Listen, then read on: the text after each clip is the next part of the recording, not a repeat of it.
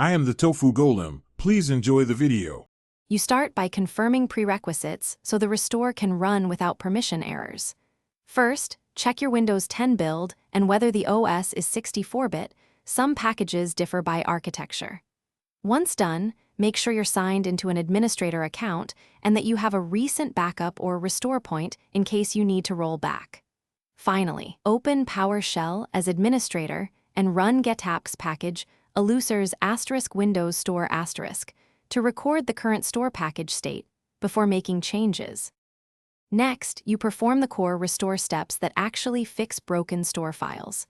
Start by attempting a reinstall using PowerShell.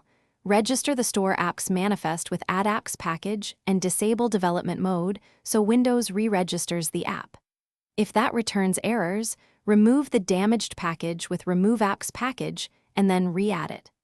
After package work, run dism/online/cleanup image/restore health to repair the system image and then sfc/scano to replace corrupted system files. This ensures dependencies are intact for the store to run. Finish by resetting and validating the restored store so you can use it normally. Open Settings Apps Microsoft Store Advanced Options and choose Reset. This clears app data without reinstalling. Then run WS Reset. EXE to clear cache and reboot the PC to apply changes.